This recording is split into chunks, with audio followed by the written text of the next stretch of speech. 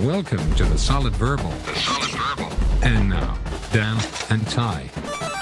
Dan Rubenstein, it has been 1 year, 10 months, and 22 days to be exact. Yeah. Since the last time we trotted this concept out into the Verballerhood, and I am oh so excited. I've been working on this for several weeks now. Oh, no. I am very excited to trot out Sark Tank 2.0 with you, with our guest of honor, Andy Staples. Hello, Andy. How are you? Gentlemen, I am pleased to be. Has it been that long? We couldn't say where I was going to work the last time we did this because I was sort of in betwixt. That's true. You were like on, was it called garden leave? Was that what it was? When you're between jobs? Yeah, kind of by my choice. I think I could have worked if I wanted to, but I had vacation, so I took it. You took the vacation. There's nothing wrong with that. Ty, what are we doing with Sark Tank 2.0? Explain Sark Tank. Where does the name, obviously we know where the name comes from. Why do we call it Sark Tank? Because it's a pun. It is a pun. So look, the idea for this show was hatched way back in 2022. Yes. You, on I think our Big Ten preview episode before that season, did a Paul Christ impression in sort of like an Eeyore voice. Yeah, well, it was some sort of reference to Paul Christ needing to sell me on Wisconsin improving, and it was like, "Hey, Sharks," and I don't know why I did Paul Christ as Eeyore, but it felt fun. Time anyone's ever done a Paul Christ impression? He does not strike me as a person that you would attempt to impersonate very often. No, I have to imagine it was. Unless there was some sort of also weird... He's the opposite of everybody who goes on Shark Tank because they clearly tell those people before they talk to the Sharks to bring Wheel of Fortune contestant levels of energy. Yes. Hey, Sharks. Got to bring that Riz. Yeah, of course. The charisma has to be big. Big eyes, big smiles, big selling. For your consideration on any podcast player, search Solid Verbal, find us, and hit follow or subscribe. It's just that easy. I think it goes without saying, Dan, that you may have the world's best Paul Christ impression just because we've never heard another Paul Christ impression. Only Paul Christ impression. The only and still and the best. And who's to say it's not accurate? Hey, Sharks. Yeah. Suffice to say, you did that. I wrote it down on the notepad. Thank you. Shark Tank. I immediately wrote down the concept. We let it percolate for a bit. We did do an episode with Andy back in June of 2023. The premise here is very simple, okay? I am going to be your designated pitchman throughout this episode. I am bringing ideas to both of you entrepreneurs. We can introduce you more formally here in just a moment or two. But my goal as the pitchman is trying to secure your emotional investment, let's say, for the coming college football season. You are playing the role of the Sharks. However, this is a college football show, as Dan alluded to. So yes, Sarks is the name that you are given in this here concept. You're free to invest as much or as little as you see fit. If you want to tell me that you're out, no hard feelings. It's just business. Right. Okay. You've seen the show. You know kind of what we're going for here. You know how this all works. The only two things that I would add in addition are I did write up 10 pitches. I think that's a little much. We're going to stick with 7, even if that gets long in the tooth. Maybe we'll have to bring Andy back for part 2. I don't know. But we're going to have enough content here, I think, to get us through the next hour or so. And secondly, and perhaps more importantly, I hope this goes without saying, but the legal team has advised me that the depictions here and some of my poor impressions are intended as parody, okay? These are intended as parody. You're doing impressions? I may try an impression or two. Listen. Okay, fair enough. I know enough about the law and listened to enough 2 Live Crew growing up to know that Uncle Luke went to the Supreme Court to protect parody. So don't worry, boys. That's true. We're protected. We're on the side of the law. Andy and I are in this. We're the Sarks, the Sharks, right? You are selling us on a concept, on something that has to do with the 2025 season. You're selling us on the possibility of something. That's right. And we have to decide whether we are emotionally investing capital in what you are selling. I called Andy the entrepreneur. I don't know if there is a better sort of firm that he could have founded or something that he wants to be associated with. Staples. But Staples. founder of Staples, Right. Andy Staples. The People other don't one. know that. The less successful one. Yeah. It was Andy's brother Steve Staples, and Andy received no shares in the He's company. an office supplies baron Yes. stepping foot into this college football conversation. He Makes lost total the sense. succession. He lost the behind the scenes did. family battle for I control also of Staples. did not manage to succeed Pops or Mavis in the singing branch of the family. So That's true. it's bad.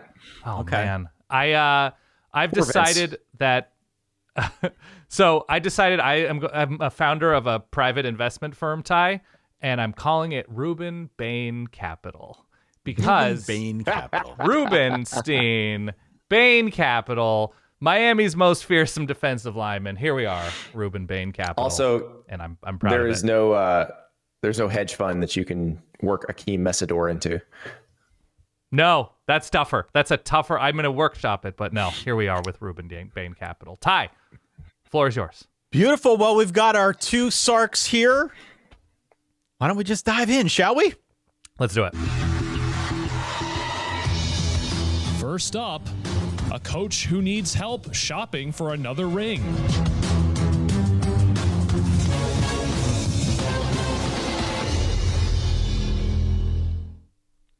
Hey, Sarks. My name's Bill Belichick. I'm the head coach of the North Carolina Panthers. I don't give a rat's ass what Question, you Bill, think. who's the lady? I'm just here to right promote behind my you? book. There's a girl. There's a young woman. What's happening? Not What's talking happening, about Bill? this. Oh, we're not talking about Okay. this. Not talking about this. Look, Right. I won the AFC 9 times. You think I can't steamroll these pansies in the ACC? Clemson's the only good team on the schedule, and Dabo's weird. I'm not worried about that guy. So while all you clowns are out there spreading fake news about me on the Snapcat, I've been in here building a football team with a staff that has 2 Belichicks and a Lombardi. I don't have to say anything else. But they told me to come in here and ask for your emotional investment in us being an ACC contender right away. So let's get it over with. Are you with me or not, guys? Few questions. Floor is yours, Andy. Well, Bill, it seems like the ACC's done you some favors here. I look at your ACC schedule, and I got to say, I'm somewhat encouraged by what you're telling me because you do play Clemson, but you don't play Louisville, Miami, or SMU. This is true. This is very true. Did you have is some part of- sway with this the is conference part of why I office? think- Yeah, how did you arrange that behind the scenes? Not talking about this. Okay, fair enough. Couple questions on my end. Very curious to see how this all works out for you. But who is playing quarterback for North Carolina? That seems like you got to have your staff in place on the field as well as off. Who's playing quarterback? Why are you confident in that quarterback? And what kind of system is that quarterback going to be running? Who are the explosive playmakers that you're going to need to win this conference? As we see, even Miami had the number 1 offense in America, and that wasn't enough last year. So what's the story with who is actually going to win you these games on the field? Well, we got this kid Lopez. He's a transfer. A lot of people wanted Gio Lopez. So Lopez, I think, is a name that people know. Maybe Max Johnson will be healthy. Do people watch that much Sunbelt that they would know Gio Lopez from South Alabama just by The sight? Jags, yeah. I mean, I don't really give a damn what you think, Staples, about what people do or don't watch. But I can tell you that our people, again, a guy by the name of Lombardi, kind of an important name in football world.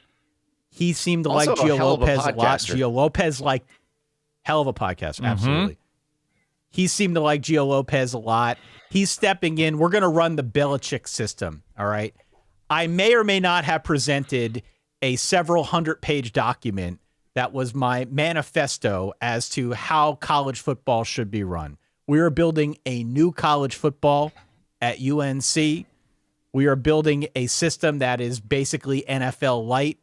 We are hoping to prepare these young men to play in the NFL. That is the selling point, and that is why Gio stepped foot on campus. So we're going to run an agile system here that is able to get him into the NFL, Dan. So I don't need to answer to you any further what this system will or won't look like.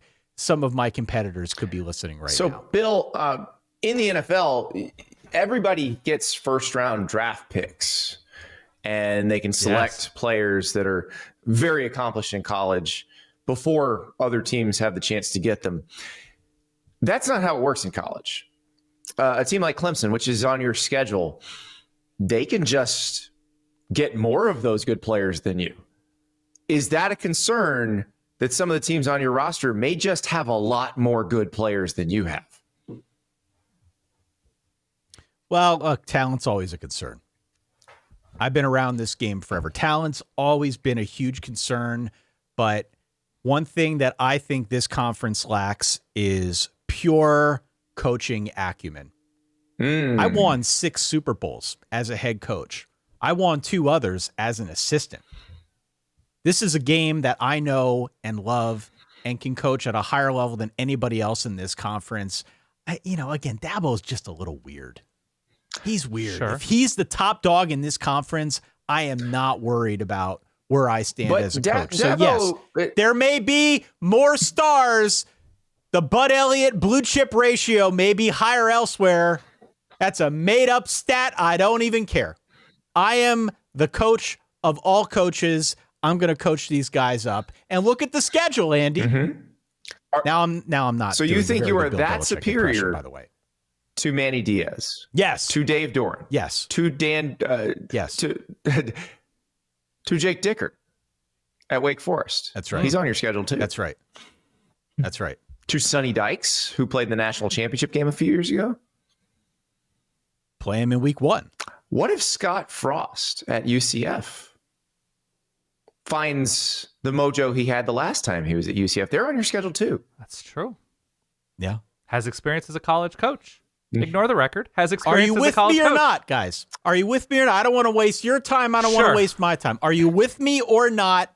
Are you emotionally investing in UNC, my UNC, to be an ACC contender right away? Bill, I know more about your Halloween costumes than I do about your roster. You've intentionally hidden any information about your football team. I know who's transferred in. I know some of those guys, particularly some of the Washington guys, are good.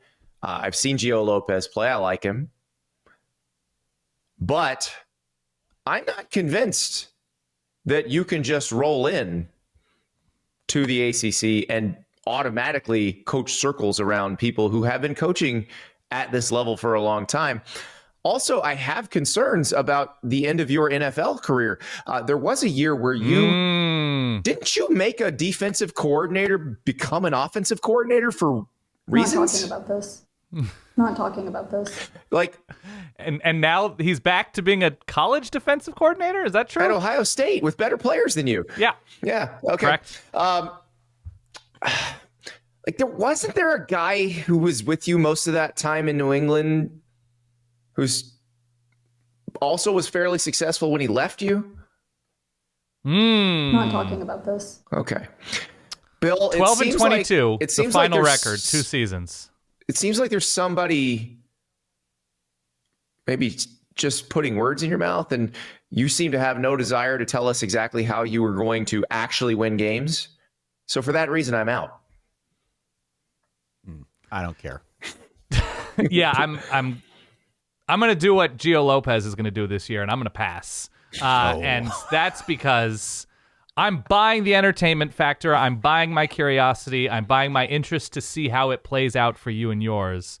But in terms of competing for the ACC, the talent evaluation was not there, at least on the field. And I can't see it in year one. I think it's going to be an up and down year and very entertaining along the way. Well, whatever, guys. Thank you for your time. Whatever. Whatever. I can't do a Belichick impression. It's that was tough. A horrible Belichick impression. Hey, real quick, it'd be great if you could consider subscribing to the YouTube channel down below. It really helps us out. Let's move on. At least when children are listening. Next up, a coach looking to raid the Big 12.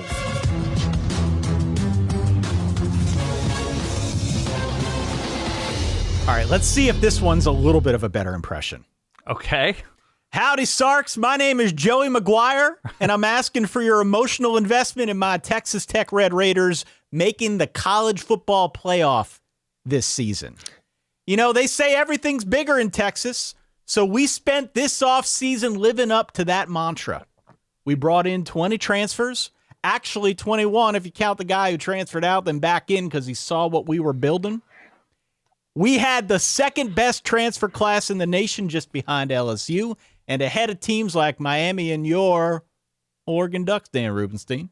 We're fourth in the nation in returning production. We have more back on defense than any team in the country, and we're in a conference that's anyone's game. We are investing heavily in our program, both in the players and the personnel and the people. People out there are starting to take notice, including you, Mr. Staples, one of the Sarks here today who ranked us 11th in his recent top 25. Appreciate you, brother. Today, I'm asking for your emotional investment in Texas Tech in 2025. Who's ready to throw their tortilla in on my Red Raiders making the CFP? I love that your Joey McGuire is just the rich Texan from The Simpsons. Yeah, of course. I need It's the best I can do. Guns out, baby. I know he's from Texas. Yeah. I know there's a little bit of a draw. It doesn't sound at all like it. I'm trying very hard. Literally name is Richard Texan. The rich Texan from The Simpsons. Yeah. I am Sorry, Coach McGuire. That was very my best. encouraged by what you've done, Coach McGuire. It's good to have some billionaires who used to play for your program, which that is the case at Texas Tech, and got yourself bankrolled. We're going head to head with the likes of Ohio State for transfers and winning. That does not happen very often. Certainly doesn't happen very often in Lubbock, but that's exactly what happened in the case of Quentin Joyner, who would have been USC's starting running back next year, and now he's your starting running back. You just got Cash Cleveland, who was Colorado's starting center last year. That's a big pickup. Got Romello Height, who Georgia Tech liked him as an edge rusher there. Now, he's been at USC and Auburn before, but he was kind of blossoming at Georgia Tech, so he comes to you. Lee Hunter was a really good defensive tackle at UCF last year, even though UCF didn't play very well on defense, but he was pretty good. So don't forget about Mitch Griffiths. Baron Morton is a thing that I also haven't forgotten about. So Yeah. I think you're gonna Mitch. If Mitch is coming in, that's probably a problem. You want Baron throwing the passes. So Yes. I like what you've done here. I really do. You and the guys from Double Eagle Energy Holdings who are making sure that this gets paid for. I like what you did. You should have the most talented roster in the Big 12 this year. You have an experienced returning quarterback. You have everything you need. So I'm in because here's the thing. The Big 12 is a bit of a crapshoot. It probably will be a crapshoot every year. There is not a team that is supremely more talented than anybody else. There are not 4 teams that are supremely more talented than everybody else, like in the Big 10 or some of these other places. There's a huge glut at the top of the Big 12. So you've put yourself in that mix. You should have a deeper roster than the teams that you're competing at the top of the Big 12 against. So I am willing to take a stake in this. If you'd like to trade me some of that Double Eagle Energy Holdings, maybe some Permian Basin. We'll get land Cody in the on the patch. horn. I'll take it, and We'll get Cody on the horn and see what we can do. Okay, so here's the interesting thing. So where I like Texas Tech and your pitch is the Red Raiders beat both of the teams, as I've mentioned before, that were in the Big 12 championship last year, ASU and Iowa State. I like getting Quentin Joyner because this was a team that was led by Taj Brooks last year. This was a team, despite Texas Tech's sort of overall program reputation on offensive throwing the ball, it was led by the ground attack. The concern I have in investing emotional capital is this was one of the worst big play defenses in America last year. They make the changes. They hit the portal hard up front. They make a change at, I believe, defensive coordinator. I haven't fully studied up for the season yet. And let me tell you about Cole Wisniewski, folks. Sure. Cole Wisniewski was a star at North Dakota State. Now he's coming to play safety That's at true. Texas Tech. I David catch a little Bailey bit off of the edge. Did I catch a little bit of a Gruden impression there? There's a little bit of a Gruden impression here. Yeah. Not bad. Yeah. This guy. Yeah, this guy was a star. Continue, Dan. I like everything that Texas Tech has done in this offseason. The schedule's tricky. There's a lot, especially the back 2/3 of the schedule. It's a meaty middle of teams that have also improved themselves through the portal, and there's good coaches on this schedule. And the only reason not to invest in Texas Tech truly is the floor is so high in the Big 12 that they could be good, but sort of not even in the Big 12 championship game because there is that 4 or 5-way tie for number 2. And that's where it gets tricky for me, that there's a lot to like about a lot of these teams. The concern I have also in investing is Baron Morton is fine. I don't believe he is exceptional. I'm curious about who steps up at number 1 receiver with Kyle Williams gone. And he was I probably the 8th or 9th best quarterback in the Big 12 last year. I don't know, 6th, 7th, 8th. I don't think he was upper half. And so if you're telling me overhauling defense, new coordinator, new talent, so-so QB, finding pop other than Quentin Joyner, there's just a lot of questions still for me. That a lot has to come together. This is a cocktail rather than just a bottle of booze. And so for that reason, I'm investing emotional capital in Texas Tech being good. I'm not fully throwing the weight of Reuben Bain capital behind them as a playoff team in this moment. Listen, if you can compete for the Big 12 championship, which Texas Tech was mathematically alive at the end of last season. If you can get in the Big 12 championship game, you were then a 50-50 proposition to make the playoff. I think there's a really good chance that they're a playoff contender. Now, do they actually make it? I don't know, but they'll be in that mix at the end of the season. Yeah, if you told me Jalen Daniels was Texas Tech's quarterback or even Sawyer Robertson, I think I might be all the way there. And this is the issue in the Big 12. Well, Josh Hoover? Jake Retzlaff, Josh Hoover, Jalen Daniels, Sam Levitt. Oh, by the way, Devin Dampier just transferred to Utah from New Mexico. He's going to be good. Yeah. Connor Wegman is now at Houston. Like they're Avery Johnson at Kansas State. It's a high floor. It's a very high quarterback floor league. So this is going to be fascinating to watch. But I do think Texas Tech has improved its roster to the point where you look at the way they ended last season. If the defense is going to be slightly better, I think there's a really good chance that they are in the Big 12 title game, and then you just got to win that one. I'm going to put half of what you're asking for emotionally from me into an investment with an option to invest more later. Okay, we can structure a deal like that. We'll get Cody on the horn. Can I He's get a commission? guy. Yeah, I'm gonna need a commission. If you make the playoff, I get a 20% commission. This is you get a Big 12 championship ring. This is a Mr. Wonderful style licensing agreement where you get pennies on every dollar that comes in on this. By the way, sub conversation here. Sidebar. Do we have a Texas item for you to do a Sark impression? Because that I can really grade on, because he's from the South Bay of LA. And it has always been very funny to me that the Texas coach has like an El Segundo accent. That's always been something that I've enjoyed about the Sark experience at Texas, where he's saying things like, we're going to do its best for Arch's development. And I love that he is doing that in Central most of the rest Texas. of the country does not really pick out the fine distinction in a South Bay accent. So No, this is very specific. Like Tom Herman is actually from even closer to where I'm from in the Valley. And he just didn't have that inflection. But Sark 100%, like coaching at SC, being from where I think he's from Torrance, that just like, we're looking for playmakers. And I love that he's doing that in Central Texas. He did start developing a bit of a Texan accent. Is he throwing a little twang? There's a little bit in there. He didn't get it as quickly as Brian Mac Kelly Brown did, is hanging around the program right now. Mm-hmm.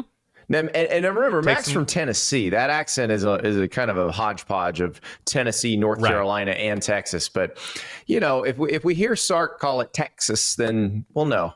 Texas. Or program. If you start saying program, that's the key word. Yeah. If he just starts saying the word Sally randomly, Sally. we know. Sally. All right, let's move on. Okay. Next up, a coach trying to take the bad out of Badgers.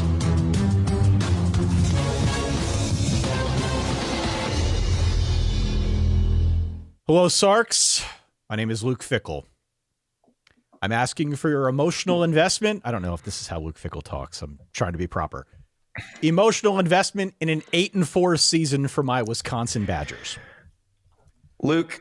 Look, Sarks, I'm not going to jump around the thought I know you guys are having right now. Our record is 12-13 over the last 2 seasons. Last year, we missed a bowl altogether. But sometimes in football, as in life, it takes that step back to take a big leap forward. So this offseason, we said so long go to Phil Longo, our offensive coordinator. And we brought over Jeff Grimes from Kansas to help us with the dirty work of building an explosive offense once again. It's an entirely new quarterback room this year, including 2 guys who were starters for other teams last season. So Sarks, I won't waste your time. What I'm saying is that now is the time to invest in Wisconsin football.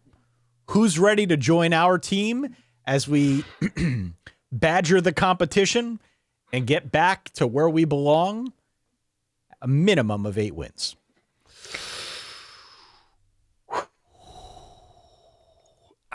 That's a tough ask. I'm going to jump on this one first because I'm going to echo what I said immediately about Gio Lopez. I look at the schedule and immediately I'm going to do what Billy Edwards is going to try to do and just pass. This is brutality. So you're talking about Grimes coming in and trying to install a suddenly explosive offense without adding obviously explosive players, which they've been lacking for years.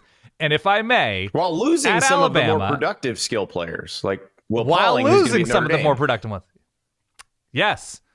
At Alabama, at Michigan, Iowa, Ohio State, at Oregon, like before November is what is on this schedule. And by the way, they open the season against Miami of Ohio, who's always had a good defense. And so if we were talking about Wisconsin in the old Big Ten West, I could listen to a pitch. I just don't want you to waste your breath, Luke Fickle, when this is what you're up against schedule-wise. Can I break character for a second here? Please do. Let's peel back. Let's go full kimono here for a second. Yeah, peel back that kimono. I sent you, and these things at early May, whenever we are here, these, let's say, projected depth charts are never right. By the way, the Solid Verbal is going to be selling honesty kimonos in the merch Honesty store kimonos. coming up here. That's Continue. right. I sent you the link to ourlads.com, which again is not right.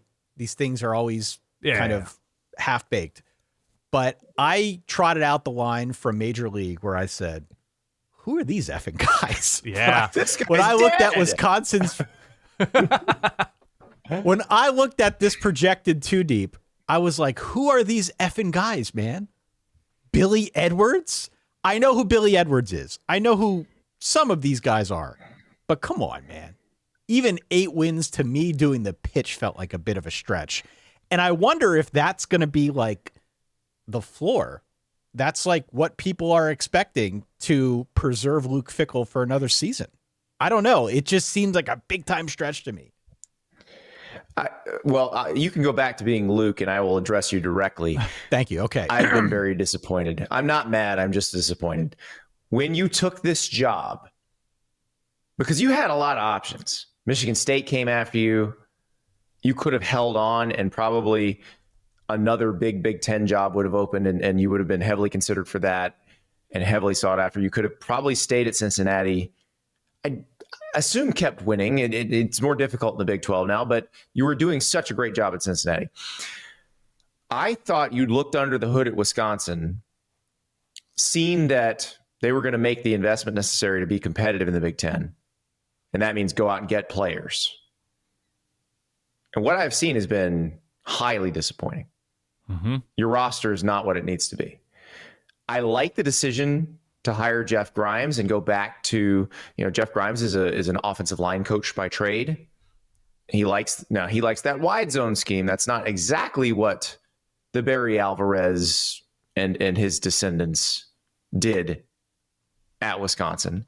But the idea is to have a really good physical offensive line, dominate up front, run game establishes the pass game. That feels very Wisconsin to me. And I'm glad you're headed back that direction, because I do think Barry Alvarez created the blueprint, and everybody probably should listen to Barry on this one. He figured it out. But here's my concern. You're doing this as a shift from what you were trying to do, where you were trying to spread it out with Phil Longo and run a different kind of offense. So there's an adjustment period for that. And I don't know that the schedule allows for much adjustment here. Your schedule is absolutely brutal. I don't know what your AD did to piss off the conference office. This might be the hardest. I think this is the hardest Big Ten schedule. I think it is too. So, and oh, by the way, you have to go to Tuscaloosa and play Alabama, where their players are just a lot better than your players. It's not close. So, for these reasons, I'm out. He's out. By the way, I just looked it up right now because sometimes in May and June I have to remind myself of certain details from last season. Wisconsin defense wasn't even that good last year. They were 50th in points per drive allowed. They gave up. Do you know how difficult it is to give up 44 points to last year's Nebraska team? Do you know how accidentally you can have a good day against that offense? And they didn't. And so I just don't know what you are building upon to get to 8 wins, even with the transfers on both sides of the ball. I think you needed to sort of talk about the occult and the supernatural, Ty. I think that should have been your strategy. I think you should have talked about chemtrails or something. I think you should have found an oil billionaire and gone out and bought a better roster. Yes. I think that probably would have been the better classic solution Wisconsin to the problem. oil solutions. Yeah. Find a cheese curd billionaire. A curd baron. Stepping out of character for a second. Yeah, isn't there a Johnsonville person that you could have raised? I have some experience with this here. We did a great partnership with Culver's at the draft in Wisconsin. In fact, Ari and I went on a cheese run for Dan. That's true. In remote Wisconsin after we finished this partnership with Culver's. Delicious. But the Culver's CEO is the wife of the Johnsonville CEO. Oh my God. It's so great. You want to talk about a power couple. Mm-hmm. That's power right there. Johnsonville, Culver's, collaboration, sausage It's available. incredible. It's the most Wisconsin couple possible. Let me step out of character for a second. She's an Illinois grad, so see, they're not putting the money behind it. Yeah. Can I step out of character and pose another? This year. Can I pose a question to you guys for a second? Did she fund Brett Bielema's extension? Is that a sausage funded Can you guys extension? not hear me? Nobody hears Ty. We're talking I'm sausage. the pitch man, damn it. Continue. Let me pose a question to floor is both yours. you guys. Let me step out of character for a second if I can. Or back, out of character, back to my normal character. To your point, Andy, I think it's a really interesting question about Wisconsin, and probably one that on our show, on your show, on a bunch of shows we're going to have to talk about with respect to Luke Fickell. The schedule is brutal, okay? I don't think they're going 8-4. I asked the question. I'm trying to gussy this up. I don't think they're going 8-4. They might not go 1-3 in the month of October because of the way that their schedule is set up. All right, so 4 losses. I'm glad you made that point, because it's not just who you play; it's what order you play them in. Exactly. Yeah. And this brutal. stacks up in an awful way, because you talk about the Bruce Feldman's old body blow theory. Mm-hmm. Yep. Michigan, Iowa, Ohio State in consecutive weeks, and then Oregon, right on top of it. So And Michigan has a bye brutal. before Wisconsin. Yeah. Where I'm going with this is the schedule's brutal. We've already had the discussion about the players. You had the conversation earlier about, he should have looked under the hood and gotten a better sense for where the program was at as a whole. Were you guys as shocked by that as me? Because at how selective he was before. Oh yeah. When he left Ohio State to take the Cincinnati head coaching job, like that was a very smart move, a very savvy understanding of what you were taking. I just assumed, based on Wisconsin is a Big Ten school, they have lots of money, right, that Luke Fickell, if he was going to decide to take this one and not Michigan State and then forfeit the possibility of taking some other Big Ten job down the road, you would be sure that you'd have everything you need. And I don't think that's the case. Is this a Fickell thing or is this a Wisconsin thing? It might be a both thing. It's both. But it's both. Which is it more of? That's one of those, like, the old the athletic story after somebody gets fired where they just lay it all bare. And I don't know. I actually don't think he's going to get fired. I think he'd have a really bad season, and I don't think they can afford to fire him. So I think he'll get a chance to dig out of this, I think. But I am curious about how the reality was versus the representation of it during the courtship.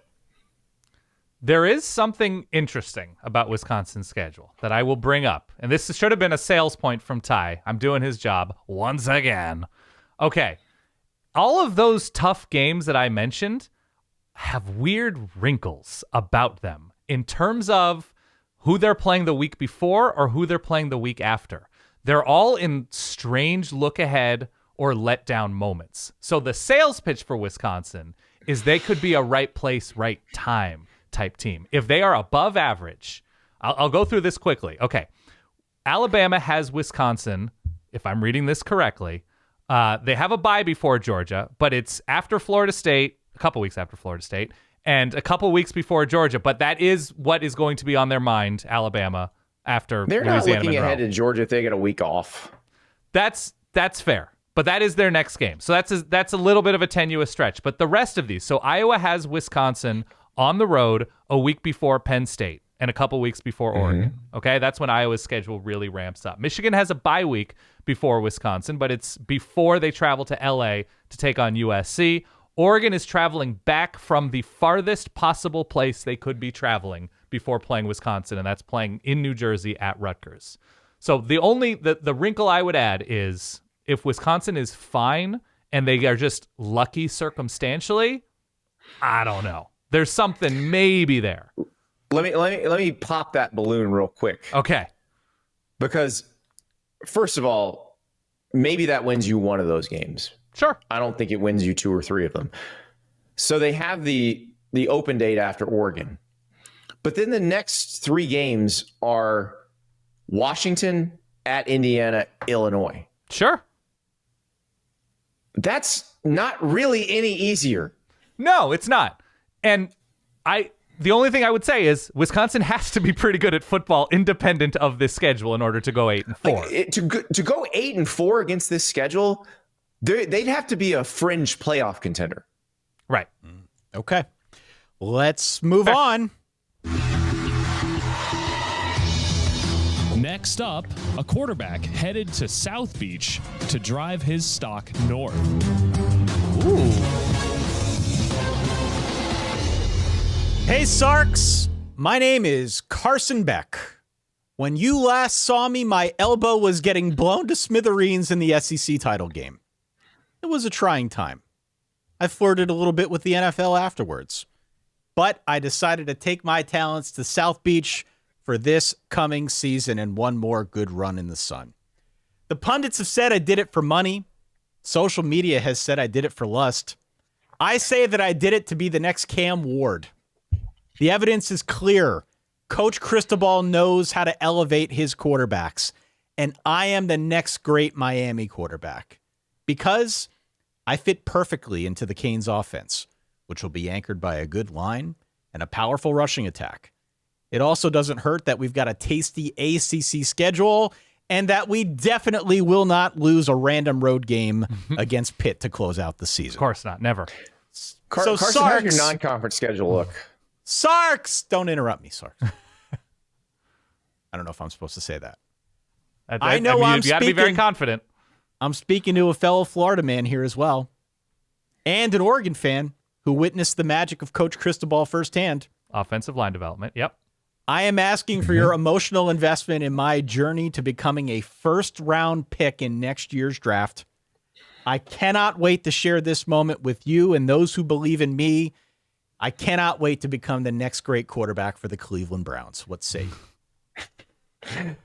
Carson, I think you made the right choice because with the elbow injury, you would have been very limited in pre-draft scenarios. You would not really been able to test. You're coming off a year where some might say you got exposed because you didn't have Brock Bowers and Ladd McConkey to throw to anymore. Now, that said, you've jumped into a deeper quarterback class. So you're going to have to be probably as good or better than you were in 2023.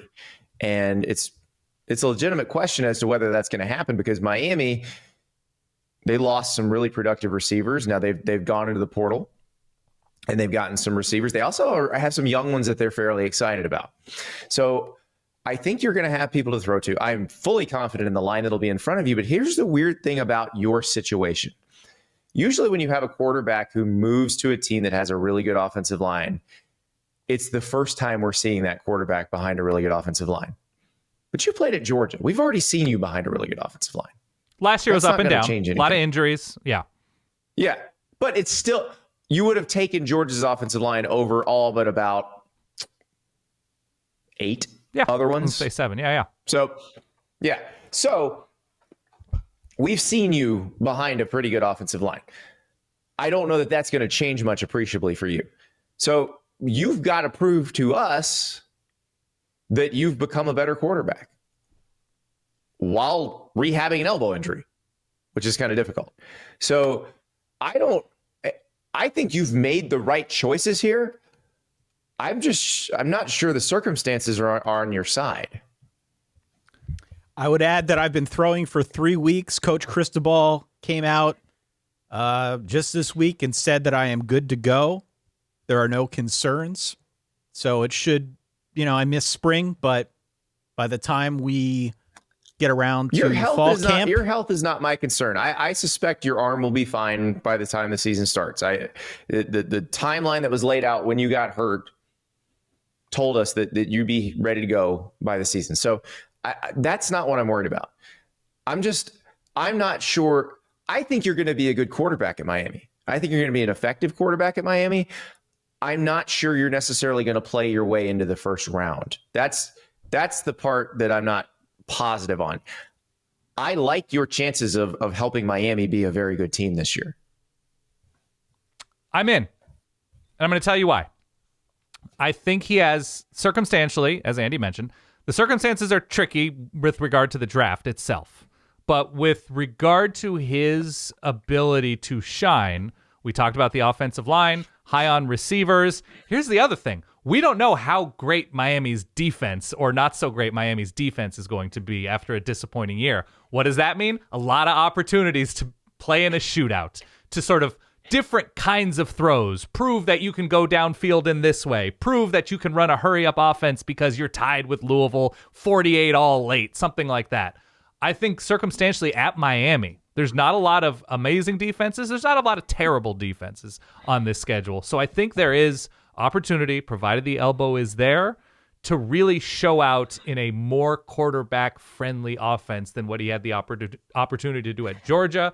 So, again, provided elbow is there, and you can't just year over year say he's the next Cam Ward and it's going to be the exact same thing, because there are Xavier Restrepo is. So two very different quarterbacks. Two different quarterbacks.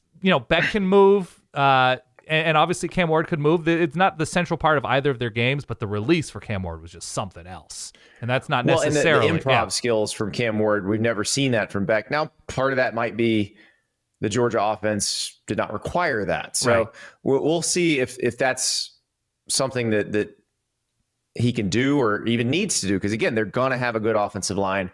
But, CJ Daniels comes in the transfer portal. Keelan Marion comes from BYU. JoJo Schrader, homegrown receiver they're excited about. They've got a young guy named Malachi Toney, Josh Moore. They're excited about those guys. So I am optimistic that this will be a good college football team. The question is Carson Beck going to be able to vault Garrett Nussmeier? We'll see what Lenore Sellers does. He'll be draft eligible after this year. Arch Manning could be draft eligible after this year. We'll see what he does, because I think a lot of that's going to depend on who comes out for the draft next year, who has great seasons. But I think there's also quite a bit of tape on Carson Beck right now. True. And I'm not sure that he can necessarily overcome that unless he just goes crazy at Miami this year. And I don't know that that's going to happen. I think he's going to continue to be an above average college quarterback. Can I also just mention, all it takes is one team in the NFL to turn somebody who maybe shouldn't be a first-round quarterback into a first-round quarterback. We can go through names of first-round quarterbacks in the NFL. The bar to be a first-round quarterback, in the last 20, 25 years is a little bit lower than maybe some of us remember. So takes... I will say he's coming from a better place this year than going into last year with people thinking he's the presumptive number one pick. Right. I think that was too much to put on him. Yeah, and I'll step out of character here for a second. The other thing that has been bouncing around in my mind as you guys have been discussing this, Miami leaned heavily on Cam Ward last season. If not for Cam Ward, I don't know what Miami's record ends up. Right, like his NBA usage rate was huge. Yeah. It was huge. Yeah. I mean, now his part WAR in baseball would have been significant. Yes. Exactly. Part of that was Cam Ward was so freaking good. He was really good last year. There's a reason he was the number one pick. I don't know if we're going to get that same kind of production out of Carson Beck as compared to Cam Ward. I also think Miami's defense is going to be better. I think Corey Heatherman from Minnesota as the DC is a really good hire. Now, some of the transfers, because it's a completely new secondary, they're going to have to pan out. But I do like the defensive line, which includes the namesake of Ruben Bay and Capital. Of course. And so this is a team that could be significantly better on one side of the ball, that makes it where the quarterback does not have to be Superman for them to win games. Now, we're going to get a really good look at what Miami is and what Carson Beck is right away, early, because they play Notre Dame right out of the gate. Yep. They have Florida in week 4. We're going to learn a lot about them. We're going to learn a lot about him, and I do think he can elevate his draft stock if he is in a system where they're putting a lot on him, where maybe it's a little bit more wide open than it's been. I don't know if that's what it's going to look like, but I think there's an opportunity here. There's an opportunity here, and obviously playing in whatever system Cam Ward played in last year did not hurt his value in the NFL. So if you're Carson Beck, I agree with you, Andy. It was the right move. It was the right move. You had to come back. You can't go pro on the heels of that injury he suffered in the SEC title game and expect you're still going to be a first rounder. So I like the move. Miami, it sets up well for Miami. It's tough early, but I think the rest of the way they should be the better roster as compared to pretty much everybody. This is a playoff contending roster. It is a playoff contending roster. They've got to be better on defense, and if they are, then we could see a lot of Carson Beck deep into the season. But you don't even have to beat Syracuse, right? As a Miami quarterback to be taken first overall. There it is. Fine. Let's move on. Let's go. Or Georgia Tech, yeah.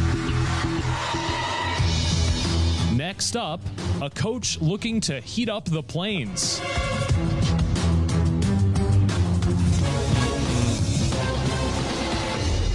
Hey, Sarks.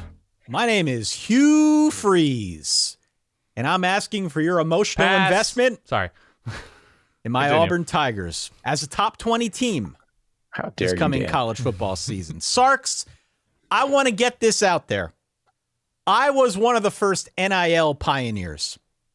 A decade ago, that's true. I helped players realize their true value in the form of car loans. If you're going to besmirch these young men and their families, I encourage you, if you have any evidence, to email compliance@olemiss.edu. Compliance@solidverbal.com. Yeah. A decade ago, I helped players realize their true value in the form of car loans and under-the-table cash. Some say I violated the rule book. I say nah. I just follow the good book, guys. That's who I am. I'm a recruiter through and through. My third year at Auburn features the most talented roster I've had since I got here. We're better at quarterback. We're better at receiver. Our defense was a top 20 unit last year for the first time since 2021. We believe we are ready for a jump, not just back to a bowl game, but as a top 20 team. So, Sarks, I'll put it to you bluntly. Who's ready to fire up those burners and start a deep freeze in the SEC? I'll let the entrepreneur begin. I got to tell you, Hugh, I am very excited about what you've put together. Yeah. Very excited. I've studied your proposal, and the addition of Eric Singleton Jr. specifically makes me very, very optimistic about what you guys can be, because we saw Cam Coleman develop at the end of last season into what we thought he was going to be during his recruitment. You add Eric Singleton, who is the kind of, inside receiver that you can move all around the field, to someone like Cam Coleman, who is a threat to go deep, to win balls on the sideline. And all of a sudden, your offense takes on an entirely different dynamic. This is an offense, by the way, that brings back pretty good offensive line. You went in the portal and you got guys who had started at power conference places to compete for jobs, not really to guarantee them starting jobs, but come in and compete for jobs. I like it. It really will come down to, how do you manage your quarterback situation? If your quarterback makes a mistake or two, do you throw him under the bus, or do you get his back? Does he stay confident? Because last year, you would have won probably 3 or 4 more games if not for QB play. And the way you handled that QB play during the season was not confidence inspiring. But we've seen you do well with quarterbacks before, so I'm willing to let that slide. I also think you have a nice redemption arc for Jackson Arnold here. Jackson Arnold spends 2 years as the heir apparent. Well, 3 years if we count the 2 years he was committed, but spends a long time as the heir apparent for Oklahoma, gets the job at Oklahoma, and all of a sudden he's behind a bad offensive line and all his receivers are hurt. So everybody assumes that Jackson Arnold now stinks. I don't think Jackson Arnold stinks. I think Jackson Arnold got thrown in a really bad situation last year. This is a much better situation. But if he throws a pick at a bad time, you got to have his back here, because maybe you don't. Maybe you just go to Deuce Knight. I don't know. But if you get a little bit better quarterback play, not only are you going to be a better team than you were last year, you will be a playoff contender. I am highly emotionally invested.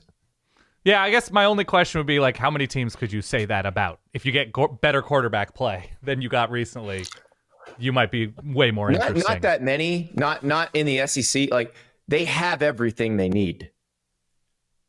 The quarterback play has to be slight, and not a lot better. Like, just don't throw a crippling interception in the fourth quarter in 3 different games. Like, here's the question though. Is Auburn, Alabama the place in this great land of ours where up and down quarterback play is a healthy place to stay sane?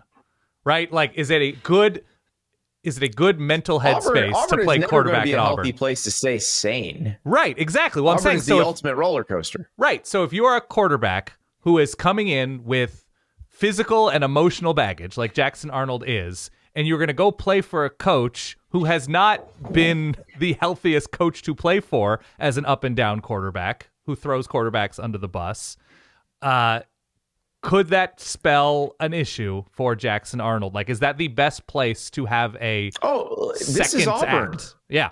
Disaster's always around the corner. Right. So that's the issue I have. This is Auburn.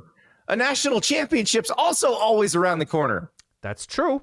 They have played for 2 recently. Sort of recently, the last 15 years or so. Should have played for 1 in 2004. And should have lost the or first at least one had they the won. Opportunity. The system screwed them. Yeah, but if you want to go there, They didn't have the schedule. I mean, they would have made a 14 playoff. Dan, they would have made a 14 playoff if such a thing had existed. So I don't think they got I'm not robbed saying in they the would have BCS. beaten the other teams. I'm saying they should have had the opportunity to play for it In a 4-teamer. I don't think they were worthy of getting one of those 2 spots. So here's the deal. I acknowledge that this could go terribly awry. Just as I do with Florida, with South Carolina, with other SEC programs. A&M's right there, that are looking at making that jump into playoff contention. But they have what they need. They have the pieces. That's true. I agree. And we have seen Hugh Freeze put good teams on the field in the SEC before. True. Hugh mentioned the period at Ole Miss. The 2015 Ole Miss team in a playoff era would have been very dangerous. In a 12-team playoff era, very dangerous. That's what I look at this Auburn team like. Now, it doesn't mean they're going to do it. They actually have to get the quarterback play to make this work. But I think they've done the things in the offseason you would need to do to put themselves in a position. I'm going to say I'm buying immense interest in Auburn. I'm buying interest. I'm buying enthusiasm in Auburn. Especially their schedule's interesting because there's a lot of either new starting quarterbacks, unproven, semi-unproven. Like, are you a Bo Pribula believer with Mizzou? Right. Are you like a Marcel Reed believer up and down last year? There's a lot of like, this could go sideways. And do you believe that teams. Vanderbilt can just dominate this team like they did last year? Right. Are you a believer that Kalen DeBoer can just plug in Austin Mack or Ty Simpson or whoever and have Alabama humming? Like, there's a lot Yes, that's I more. actually believe that because the rest of Alabama, the roster is amazing. The roster is great, but I mean, quarterback has to work out too, and it didn't always in the passing game last year for an experienced quarterback at Alabama. So I like Auburn a lot. I really am. I am high on Auburn, but Very it's still a tough road. intriguing Friday night opener at Baylor. Yeah, Should tell us a lot. little Ron Roberts connective tissue there. Yeah. That's right. Former workplaces of Ron Roberts. But look, this is where the rubber meets the road for Auburn. It's the end of September. They go to Oklahoma. They play Texas A&M. If they can win those games, they're a playoff team. Yeah. Probably. There's a chance they lose them both. And then we're talking about a very different SEC season because then up next is Georgia and Mizzou. So like how they handle the beginning of their SEC schedule will tell us everything. I'm going to go on the record today that the Arkansas-Auburn game is going to be the game of the year in the SEC. Like that just feels like insanity just in a pressure cooker right now. And it was a weird game last year. Yes. Weird game. Indeed. All right. So we're buying. We're buying. All right, let's go. Next one. Yes. Next up, a duck looking for more.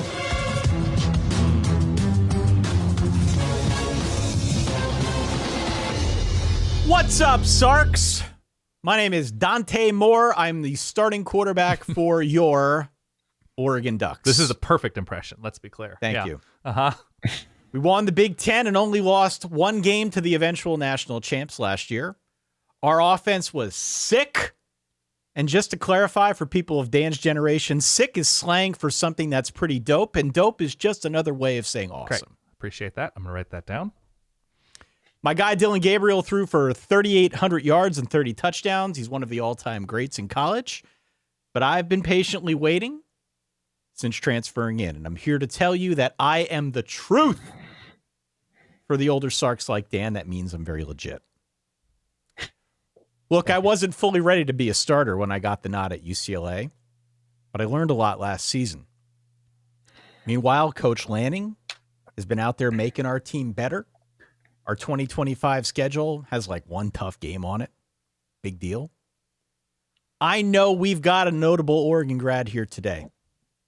I'm honored to be with you, Dan. Thank you. I'm asking for your emotional investment in me slaying even harder than Dylan did last year. Sure. Thank you. And just to be clear, Dan, slay is a slang term for succeeding or dominating. Thank you. Okay. Do I have your investment? So being better than Dylan Gabriel, who was a Heisman finalist, yes? Yes. Is that correct? So Correct. Better than somebody who ended up in New York, who led a team to an undefeated Big Ten season in their first season. I am not buying better. It is his first season starting on, this is a big stage. Obviously, he started a few games for UCLA. That was a different animal. I think he is going to have lower lows than Dylan Gabriel, but probably higher highs as well. Dylan Gabriel didn't make a lot of mistakes. Dylan Gabriel had maybe the best safety blanket in the sport in Tez Johnson, who was borderline unguardable last year when he was playing in games. Obviously, exploded against Penn State. And Dylan Gabriel's supporting cast at receiver when he had a healthy Evan Stewart, we'll see what Evan Stewart is this year, was extraordinary. With the tight ends, had two really good tight ends. It's just a different looking offense. He adds the best receiver coming out of high school in Dacorian Moore. I think his highs will be higher and his lows will be lower. And I think he will be right around the same level as Dylan Gabriel, in that the final result that this will be an excellent Oregon offense and they will be in contention for the Big Ten. I think Dylan Gabriel's experience and his age and his wisdom, especially in those big games, slaying Ohio State, I think Dante Moore is probably a year away from that kind of poise and excellence. So not better. I'm not buying better. I'm buying similar. Which is all you need. True. Similar is just fine. Similar gets you into the playoff, potentially gets you deep into the playoff. Mm-hmm. Dante Moore is an interesting case for me because we don't often see people make decisions the way he has made them. Remember, so he was a big time recruit from the state of Michigan. He was committed to Oregon. He flipped at the last second to UCLA, and it seemed like the After idea Kenny behind Dillingham the flip, left. Yeah, right? Kenny Dillingham leaves, but Bo Nix also is going to be there for another year, right? And so you can go play for Chip Kelly, and you could probably play right away. Probably a chance that you're going to play right away, which he did. He got to start games as a true freshman. He then goes into the transfer portal, and I'm sure there were plenty of teams that were talking to him in the portal that would have just made him QB1. He instead chooses to go to Oregon, where he knows he won't be QB1. He knows he's going to be behind Dylan Gabriel, which I thought was a very mature way to look at things, because I'm guessing he got into games at UCLA as a true freshman and thought, you know what? I might need to learn a little more before the next time I'm in this position. And I find that fascinating, because I don't think that's a decision I could have possibly made at that age. And it seems to me that this is a person who's smart, who's looking ahead, who understands the big picture. So I'm excited about that. That said, asking him to be better than a guy who is incredibly productive over a long college career, who started more games than I think anybody in college football history, right, is asking too much, probably. Especially with the schedule probably not as hard as last year. He doesn't have to be as good as Dylan Gabriel. What right. Dan said with the and I think Dan's probably right. I think the ceiling's probably higher with Dante Moore, but the floor is probably lower. Yeah. And you might see the gap between those two things more with Dante Moore as a first-time, full-time starter than you would with Dylan Gabriel in his sixth really year as a starting quarterback last year. Yeah. Right. Dante Moore is also, you, Ty. Congratulations, Ty. You're now 6'3". We can drop sort of the... the artifice. He's 4 or 5 inches taller than Dylan Gabriel. I think his ability to throw over the middle will be better. As we saw, Dylan Gabriel really struggled at times with full field reads and was better improvising, was better going downfield where he knew he had an advantageous matchup. And it came out against Ohio State, it came to play that the middle of the field, he just wasn't seeing in the way that you would like a taller quarterback to see. And so I think he's going to make more bonehead mistakes, because Dylan Gabriel just didn't really make mistakes for the most part. And I don't know if it's going to cost them anything significant, but yeah, I think, I'll quote my friend and our friend Jeff Schwartz last year, is like, Dylan Gabriel's a better quarterback. Dante Moore is the only one who can win Oregon a national championship. Right. Well, and that was That was part of the reason why I brought this pitch here into this episode, because I remember Jeff saying that. What does it look like this year? Does it look appreciably different from the version of the Oregon offense we saw a year ago because Dante Moore is a different kind of prospect? Right. Or do you think it is more of an iteration where it looks very similar, but we come to know over the course of the year that there are some things, maybe throwing over the middle is a good example, some things that Dante Moore does better than Dylan Gabriel, and Oregon is starting to lean on those aspects of his game. I think it's going to be a better offense just because there will be more options for him to succeed over the middle, to succeed downfield. I think it's going to be the same offense, but just the things that were open and not hit last year might be open a little bit more. Or might and be we hit trust more. Will Stein as a play caller as well. That's a huge piece of this. They're bringing back one of the better offensive coordinators in college football. Definitely. All righty, let's do our final pitch, shall we? Final pitch. Final one. Next up, we'll let him explain.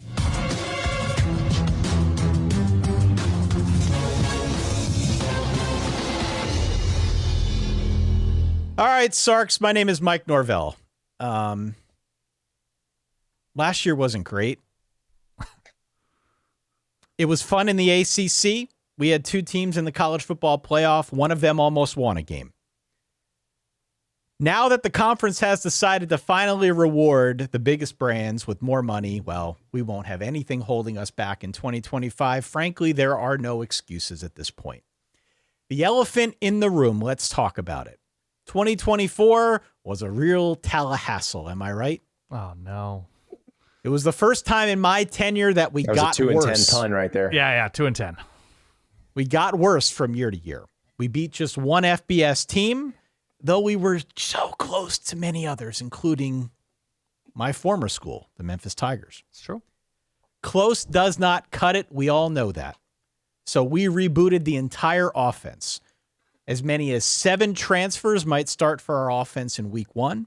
We plucked Gus Malzahn, an offensive mastermind, out of his role as head coach down at UCF, brought him up here to get us in order on offense. Did you, though?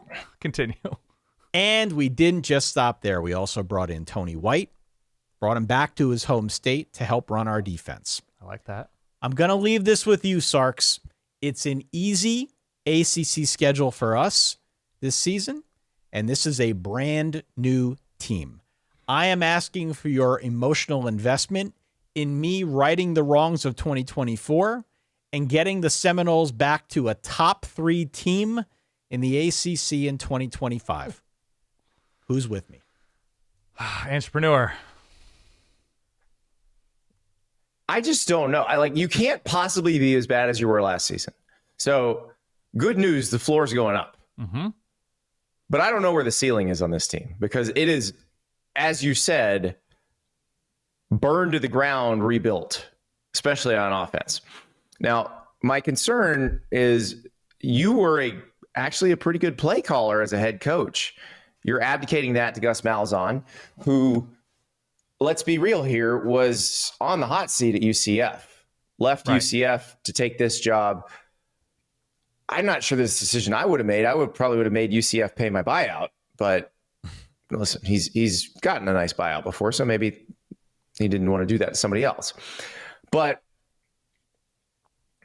a lot going on here. Thomas Castellanos, which, by the way, played for Gus Malzahn at UCF. Yeah. Was determined not to be the starter by Gus Malzahn at UCF.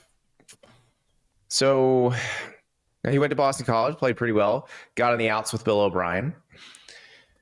I look at the skill position talent in the offense, and I'm like, if I were a recruit Nick from 3 years ago, I'd be over the moon. Deuce Robinson and Squirrel White. True. But then they played in college football. And they didn't quite live up to that recruiting hype. So the question is, can some of these guys who were bigger recruits, who were at other places, can Mike Norvell and Gus Malzahn and company unlock them? It's not like that hasn't happened before. We saw them do it with Johnny Wilson. We saw them do it with Keon Coleman. So it's doable. But I just think there's too much unknown here. Like I can't even judge what I think might happen because I have no clue what this is going to look like. Yeah, there's, by my count, 8, 9 like reasonably losable games for Florida State this year if they are somewhat improved but not dramatically improved. I don't love the idea. Non-conference. Yeah. Opening against Bama. Alabama, East Texas A&M, Kent State, Florida. Yeah. Not great. It's not great. There are a lot of losable games on here. Now, the other side of that coin for Florida State is how many of these defenses are obviously good? 2.5? 3? We don't know if Miami's going to be good. We don't know. Miami's not obviously good. Yeah. Clemson will be good with Tom Definitely. Allen running the defense now. Yeah. But the best line in the NC State sport. lost Tony Gibson, their defensive coordinator. So we don't know. The interesting thing about Florida State, and maybe this is a broader conversation that we don't have time for at this point, but about the transfer portal and how rosters are built and how teams evolve from year to year. But I had the same gut instinct as you, Andy, when looking at Florida State. I think we can say definitively can't get any worse than it was a year ago. That was rock bottom. 2-10, not good, obviously. But also, all too often now in the transfer portal era where we've got teams basically rebooting a full-on line change from one year to the next, it makes it really difficult to judge where that ceiling is, or to even... I don't know what... I no longer know what Mike Norvell's overarching plan for the program is. Right, yeah. If you ask me what Mario Cristobal wants his program to look like, I can tell you, even though they use the transfer portal a lot, I can tell you what he wants that program to look like. I can definitely tell you what Kirby Smart wants it to look like, what Ryan Day wants it to look like. I think Billy Napier, because he's insisted on doing more homegrown than portal, you kind of know what he wants it to look like in Florida. But I don't know what Mike Norvell envisions for this program, let's say 6 years down the road. It feels like a constant, okay, this, now this, now this, now this. It's a really weird situation in that last year was so bad that we assume it can't get any worse. And furthermore, because there's been so much roster turnover, we are judging what we think Florida State will be based on how we think other teams will be. Right. Because we don't frankly know much about what they're going to look like. So it's anyone's guess. It's like the old, the little square thing that you'd bounce up against in Mario. That's how it works. Like we have no idea what we're going to get when we hit that square thing and something comes out. By the same token, I feel the same way about Virginia, about Pittsburgh, about Stanford, about Wake Forest is all new. They've got a new coach. About Virginia Tech, they change coordinators. Like I don't know what any of them are going to look like either. So that's what makes this so difficult. I'm fully buying Florida State. Blind. Yeah. I'm investing in Florida State as a bowl team. Anything beyond that, you're going to have to convince me. You're going to have to show me, Q2 charts, Q3, sales figures. I'm going to need to wait on that. Can we get some amortization tables, please? Yeah, exactly. Yeah. I'm going to have to go to the shareholder meetings and really see what's what. I think bowl team is a fair expectation. Yeah. And I think you would take that, especially on the heels of last season. I think to Andy's point, it feels like Mike Norvell is investing his time in whatever that brand of tape is that can seal up a boat. Flex tape, the infomercial where you're like, instead of learning how to fix a boat, right? He's just investing in tape instead of boat repairs. And that's the problem. I also think that there's only so much time you have. Yeah. And it takes a lot of time to fix a boat properly. Yeah. All righty, guys. Well, look, we encourage people to write in solidverbal@gmail.com or hit us up on social media as you listen to this episode and let us know where you would invest your emotional energy, where our Sarks are right and wrong. We would, of course, love to critique how well they did. You know the way that you can get in touch with us again, solidverbal@gmail.com. If you are out there on Patreon listening, we, of course, appreciate your input as well. Verballers.com is where you can go if you want to further support what Dan and I do. Get the episodes without the ads. so on and so forth. I want to give a shout out to our guy Shay, who provided the voiceovers for our little bumpers at the start of each pitch. And of course, I want to thank our guest of honor, Andy Staples, who took so much of his time here to help us in this weird endeavor, dressed up for the occasion. Dan, maybe you can take some notes for Sark Tank 3.0. I put on a collar and I was totally upended. Well, I just they always go with the jacket and dress shirt. Like, right. I was thinking about going jacket and hoodie, Andrew Whitworth style, the tech style. I just don't think I can pull that off. I think you need at least 3 more inches height on your collar to really do the Cuban look. I think otherwise. That's true. Hold on. There he goes. Yeah. There he is. If you're watching on youtube.com/solidverbal. Yeah. Beautiful. Beautiful. Well, thank you again, Andy. Please go out and check out Andy's show, Andy and Ari over at On3, doing the good work. As always, we love having you on this program. So we do need to get the smoking jacket put together for Andy. Of course, always. He's been one of our most frequent guests here throughout the course of this episode, or throughout the course of this series. Agree. Well, you've already given me a T-shirt, which I wore proudly until I wore it out. I think it was threadbare by the time. Okay, we got to refresh that. We'll get you another one. We can work that out. Oh, yeah. All righty, everybody, you know the drill. Thank you again for downloading, for listening, for supporting what we do. Hit follow, hit subscribe. If you made it this far, what the hell, why not listen to the rest of the show as well? For that guy over there, Dan Rubenstein, for our guest of honor, our Sark of honor, Andy Staples from On3. Thank you so much again for your ongoing support. As always, stay solid. Peace.